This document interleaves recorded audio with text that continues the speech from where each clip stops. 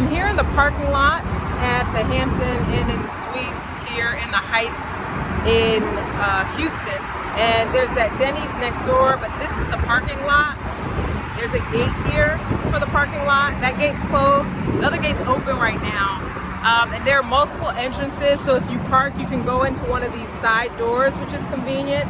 But you all may be able to hear the noise.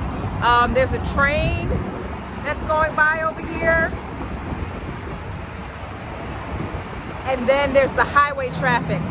So it is pretty loud out here. It's not as loud in the room, but it's a noisy area. So just wanted to show you all the parking lot here at the Hampton Inn.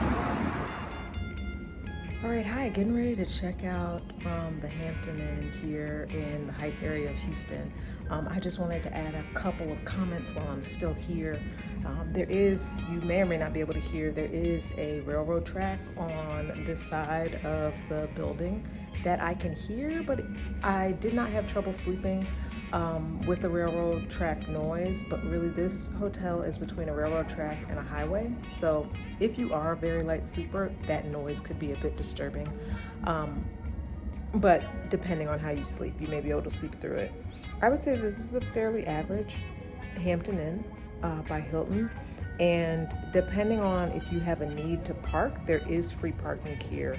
The gate sometimes closes, not all the time, but there is a pool and they do have a conference center area for events, as well as a 24-hour gym. So there are some good amenities here, and if you need a car, that's good. The closest food is Denny's, that's in an adjacent parking lot, so that's good as well. But otherwise, I would say if you're trying to get to multiple parts of Houston, the downtown area may be better. You just have to know that parking is going to be a little more expensive. So this is a cost-effective hotel if you're looking for free parking. Thanks.